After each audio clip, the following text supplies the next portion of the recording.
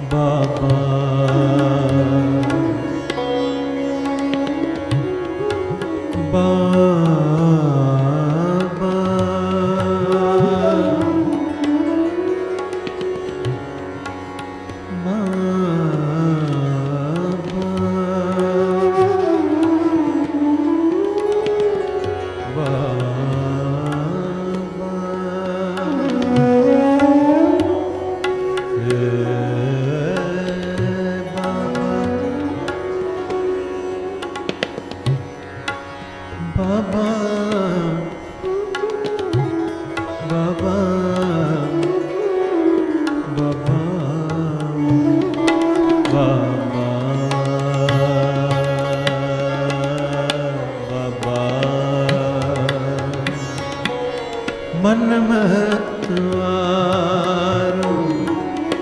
नाम रस पीवे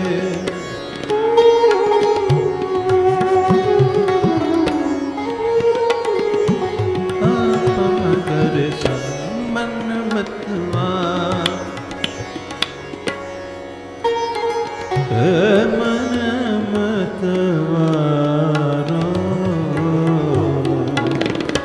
मन मतवारो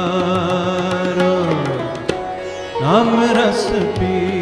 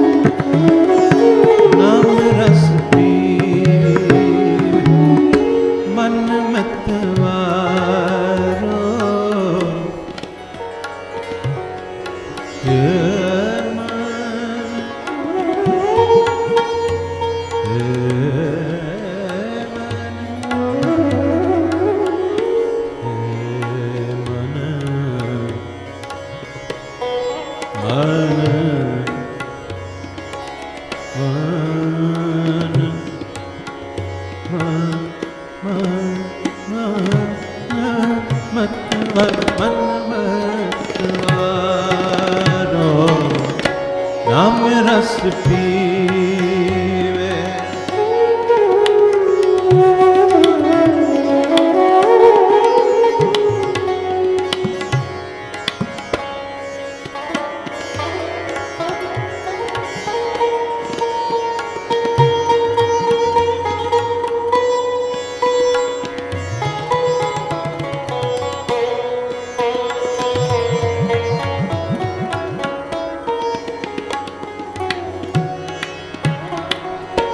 मन मन मन मन मन मतवारो मन मतवारो नाम रस पीवे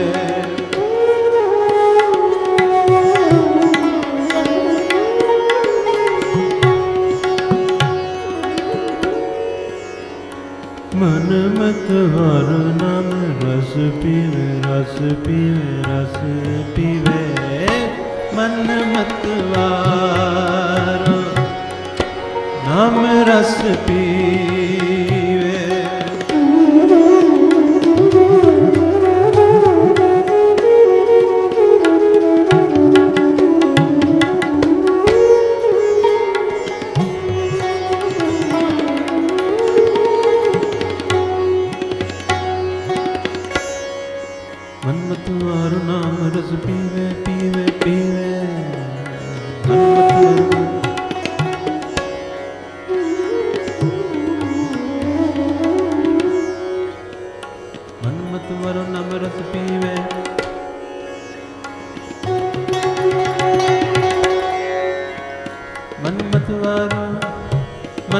मारो मन मत मारो मन मत मारो मारो नाम रस पीवे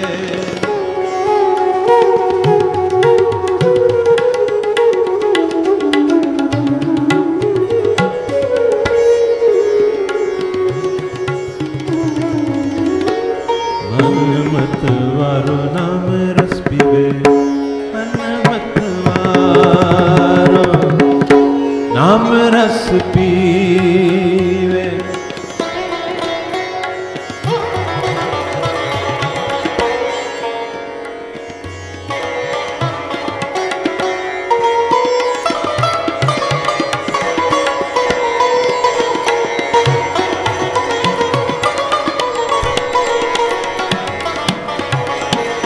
मन मत वारो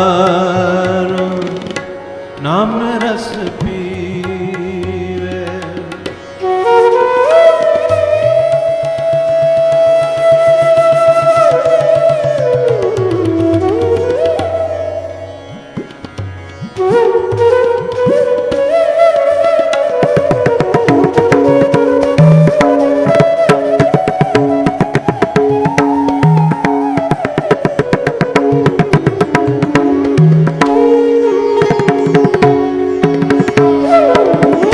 नाम रस पीवे सहज रंग रच रया रे बाबा बाबा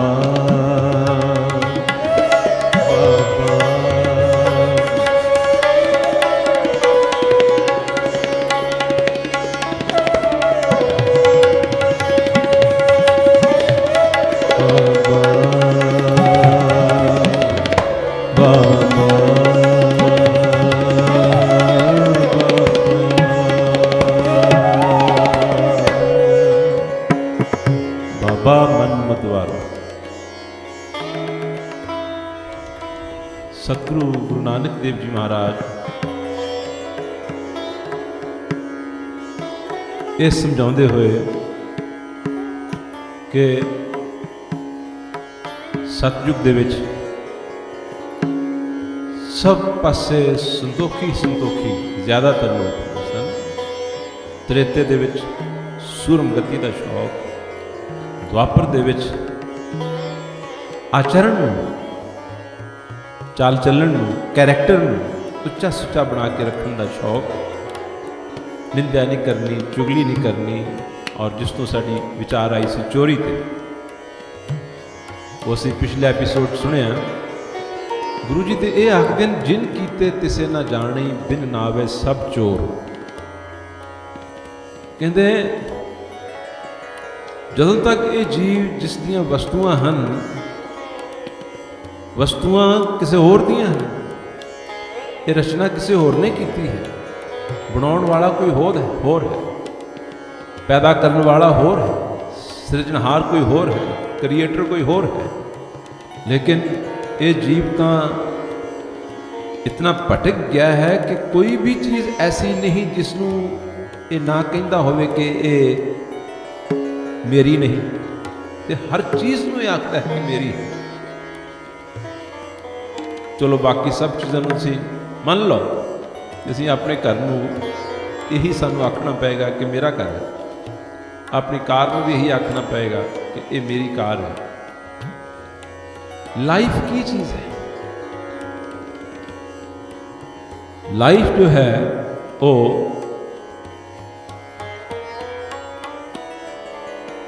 एक चेतन कला, एक कॉन्शियसनेस। हुण ये लकड़ी का हारमोनीयम है, इसनों आवाज़ मारो तो इसनों कुछ पता नहीं लगता। ये माइक्रोफोन है, इसनों बुलाओ, इसनों कुछ पता नहीं लगता,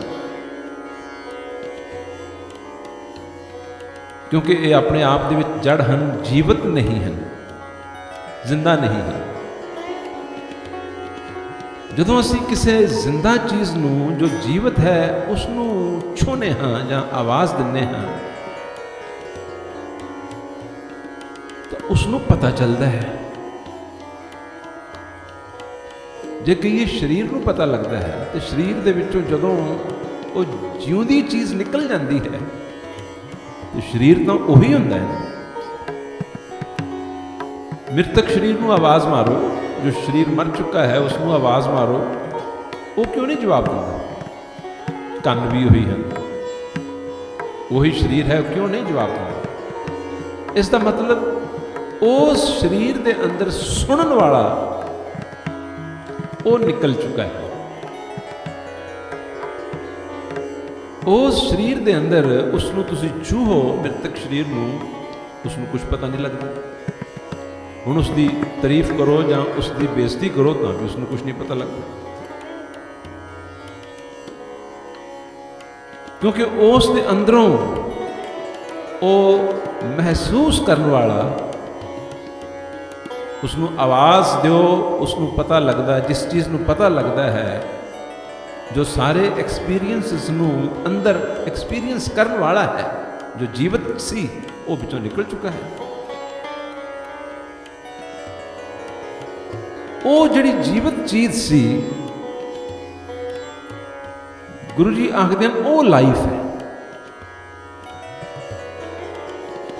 शरीर लाइफ नहीं, शरीर के अंदर लाइफ है, और वो लाइफ ही परमात्मा है। वो लाइफ ही नूर है, जोत है, उसे नूर आत्मा आखते हैं। परंतु कितनी हैरत की गल है कि ये जीव जिसनों पता भी नहीं कि वो चीज़ की है, कित्थों आउंदी है और बिचों निकल के कित्थे चली जाती है, इसनों कुछ नहीं पता। तो साढ़े शरीरां 'च है ना हुण, पर फिर भी इस तो ज़्यादा असीं कुछ नहीं जानते। सानूं पता है कि साढ़े अंदर कुछ है जो अंदर अलाइव है, उसे करके असी जो भी करते हैं वो उसकी मेहरबानी करके करते हैं। परंतु हैरत की गल तो यह है कि जिसका कुछ भी सानू नहीं पता, वो चीज़ एग्जिस्ट कदों तो कर रही है, किमें कर रही है, कित्थों आई है, किमें बनी है, किमें साढ़े अंदर आती है, किमें साढ़े अंदर वो निकल जाती है। बहुत मिस्टीरियस चीज़ है, बहुत ही बड़ी मिस्ट्री है, जिसका सानू कुछ भी नहीं पता। उसनू भी ये जीव कही जाता है कि माई लाइफ।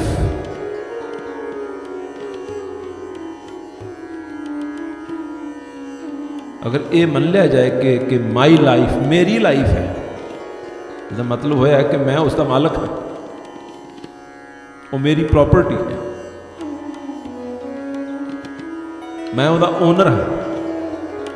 जब असीं किसी चीज़ को कह दिए कि यह मेरी है, इसका मतलब की निकल रहा कि मैं उसका मालक हाँ, मैं उसका ओनर हाँ,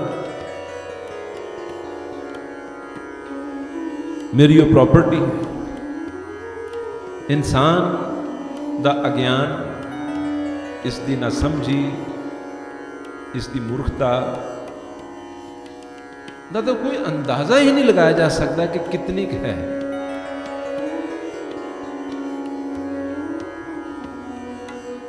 तो ये कहता है कि माई लाइफ,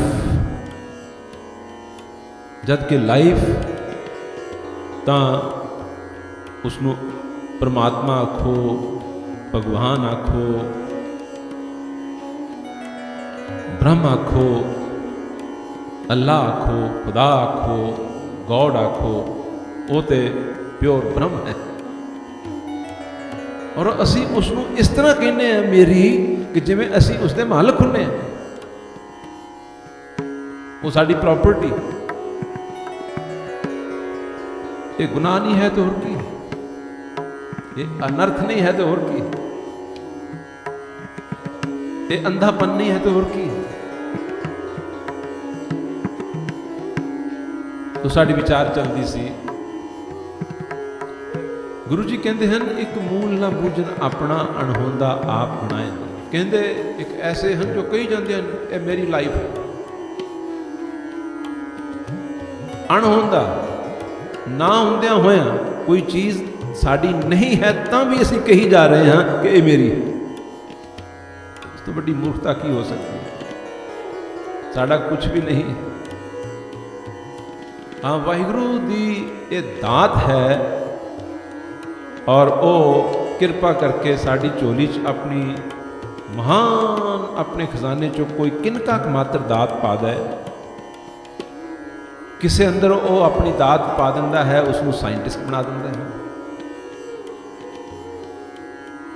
ਕਿਸੇ ਅੰਦਰ ਉਹ ਆਪਣਾ ਕਿਨਕਾ ਮਾਤਰ ਪ੍ਰਸ਼ਾਦ ਦਾਤ ਪਾ ਦਿੰਦਾ ਹੈ, ਉਸ ਦੇ ਅੰਦਰ ਉਹ ਸੰਗੀਤ ਦੇ ਝਰਨੇ ਖੋਲ ਦਿੰਦਾ ਹੈ। ਕਿਸੇ ਦੇ ਅੰਦਰ ਉਹ ਦਾਤ ਪਾ ਕੇ ਉਸ ਦੇ ਕੰਠ ਦੇ ਵਿੱਚ ਪਤਾ ਨਹੀਂ ਕੀ ਕਰ ਦਿੰਦਾ ਹੈ। ਹਾਲਾਂਕਿ ਡਾਕਟਰ ਸਰਜਰੀ ਕਰਕੇ ਦੇਖਣ ਗਲੇ ਦੀ ਤੇ ਮਹਾਨ ਤੋਂ ਮਹਾਨ ਵੱਡੇ ਗਵਈਏ ਦਾ ਜੋ ਗਲਾ ਹੈ ਬਾਇਓਲੋਜੀਕਲੀ ਉਹ, ਅਤੇ ਜਿਸ ਨੂੰ ਸਾਹ ਵੀ ਨਹੀਂ ਲਗਾਉਣਾ ਆਉਂਦਾ ਉਹ, ਜਦੋਂ ਆਪਰੇਸ਼ਨ ਕਰਕੇ ਦੇਖਿਆ ਜਾਏ ਤੇ ਗਲੇ 'ਚ ਕੋਈ ਫਰਕ ਨਹੀਂ ਲੱਗੇਗਾ। ਗਲੇ ਦੇ ਵਿੱਚ ਕਿਤੇ ਮੁਰਕੀਆਂ, ਗਰਾਰੀਆਂ, ਕਣ ਇਹ ਅਲੱਗ-ਅਲੱਗ ਕੋਈ ਫਿੱਟ ਨਹੀਂ ਹੋਇਓ।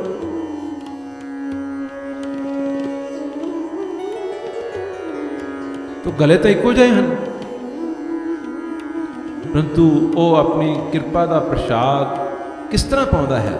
ਇੱਕ ਕਿਨਕਾ ਮਾਤਰ ਕਿਰਪਾ ਆਪਣੀ ਮਿਹਰ ਕਰ ਦਿੰਦਾ ਹੈ ਕਿ ਗਲੇ ਦੇ ਅੰਦਰ ਹੀ ਕੁਛ ਪਾ ਦਿੰਦਾ ਹੈ। ਸਾਰਾ ਸੰਸਾਰ ਜੋ ਹੈ ਉਹ ਉਸ ਦੇ ਨਾਲ ਮੈਸਮਰਾਈਜ਼ ਹੋ ਜਾਂਦਾ ਹੈ।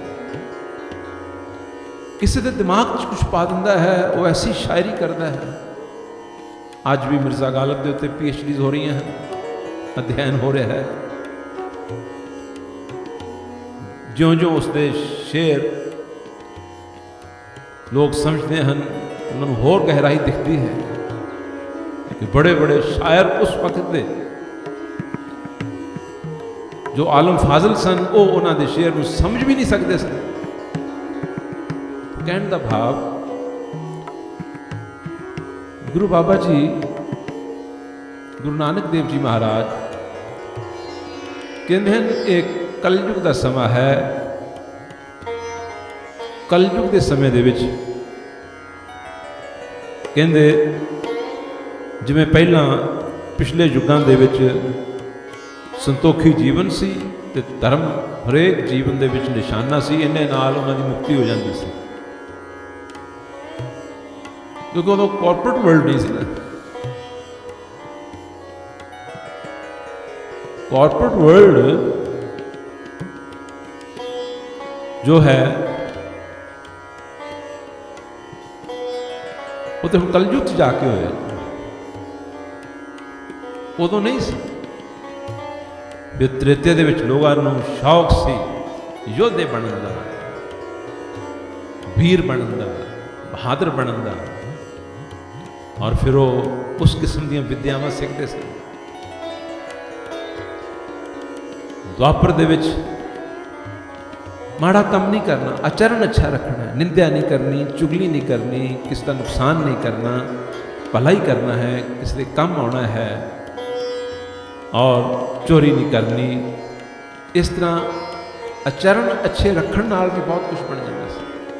पर गुरु जी कहते हुण की करोगे, क्योंकि एक कलयुग है, कलयुग रथ अगन का। कलयुग दे विच कहते हैं सारे पासे अग ही अग है।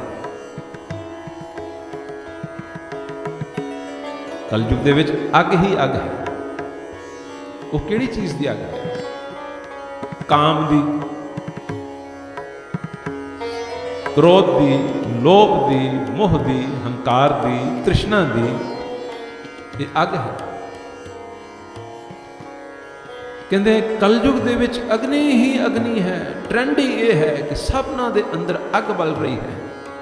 प्यार, मुहब्बत, इतफाक, मेल जोल ये किते उड़ गए हैं। तो किते मतलब है तां ही इंसान कोई किसी को मिलता है, वरना कोई किसी को मिल के तैयार नहीं है। किसी को कुछ समा भी नहीं रह गया है। यानी ऐसा समा आ गया है कि किसी को समा ही नहीं है। कैसा समा है कि समा ही नहीं रह गया।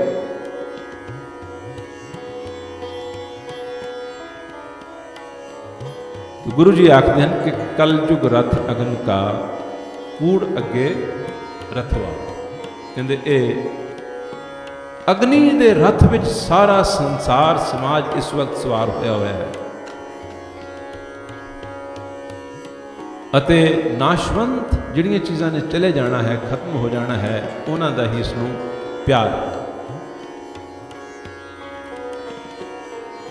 एक छोटी जी कि कलयुग की अगर इसनूं नाम दे टॉपिक दे विच इस करके दास ने थोड़ा जा एलैबोरेट करना चाहा कि अगर साड़ी अवेयरनेस ये आ जाए अच्छी तरह कि ये समा किस तरह का है, अगर असी ना जागे ना सुचेत होए तो इस समय की लपेट दे विच आ जावांगे और आने वाली जनरेशनस बहुत बुरी तरह इस समय की लपेट दे विच आणगियां। इस करके गुरु जी ने शब्द दे विच दस ही दिता है कि आने वाली जनरेशनस जो जम्मणगे वो की होणगे, देखण मनुख लगणगे पर होणगे वो भूत प्रेतां वर्गे, सुभाअ करके भूत प्रेत होणगे। नहीं कि उन्होंने शक्लां भूतां प्रेतां वर्गियां होणगियां, लेकिन उन्हां दा सुभाव, उन्हां दे विचार, उन्हां दा खाना पीना बोलना चलना सब कुछ लैण देण जो वर्त वर्तारा है वो भूत प्रेतां वर्गा ही होएगा। वैसे भी दुनिया देखते हैं कि भूत प्रेतां दीयां फिल्मां मूवीज़ देखने का शौक कितना ज़्यादा है, स्पैशली यंगर जनरेशन के विच। कोई अच्छी चीज़ देखो, कोई सुंदर चीज़ देखो जिहदे नाल मन दे उत्ते अच्छे प्रभाव पैण, तो जिन्हां दी एंटरटेनमेंट ही भूत प्रेतां नूं देखना है वो फिर भूत प्रेत ही बन जाएंगे। उन्होंने जो देखांगे वो अखियां दे राही साडे अंदर उतरेगा, आहिस्ता आहिस्ता आहिस्ता आहिस्ता असी उस तरह एक्ट भी करने लग जाए।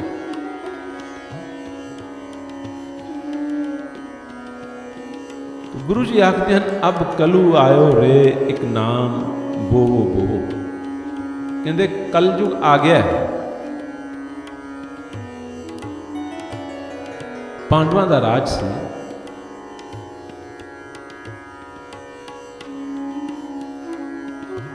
एक दफा की गल है कि महाराजा युधिष्ठिर आखते हैं उन्हां दा जो राज प्रबंध सी उस दे विच वो अपनी कचहरी कदी बंद नहीं सी करिया करते। इतनी खूबी की गल है। महाराजा युधिष्ठिर अपनी कचहरी कदी बंद नहीं सी करिया करते, हर वक्त खुली रहिंदी सी, किसी नाल बेइंसाफी ना हो जाए, हरेक नूं न्याय मिले। किसी ने अपनी फरियाद कहनी है तो उसनूं तकलीफ ना होवे कि उसनूं बहुत ही देर इंतजार करनी पवे। वो सतवादी लोग सन, धर्मी लोग सन, बहुत उच्चियां आत्मावां सन। तो महाराजा युधिष्ठिर ये भी आखते हैं कि उन्होंने हर रोज़ाना 2 घंटे बिल्कुल एकांत विच बैठण का सुभाव से। ये सतवादी सतोगुणी जो नेक उच्चियां आत्मावां होंदियां हन, उन्होंने इदां दी चीज़ां चंगियां लगदियां ने। एकांत नहीं तो इंसान एकांत दे विच उसनूं 10 मिनट बैठना पै जाए बोर हो जाता है। कोई ना कोई गल करनूं चाहिए है, कोई कंपनी चाहिए है, या कोई ना कोई एंटरटेनमेंट के वास्ते टीवी प्रोग्राम कुछ ना कुछ। यानी ये एकांत विच जदों कुछ ना करे, सिर्फ अपने आप नाल बैठे, अपनी आत्मा नाल बैठे, अपनी सैल्फ नाल बैठे, वो एकांत। और वो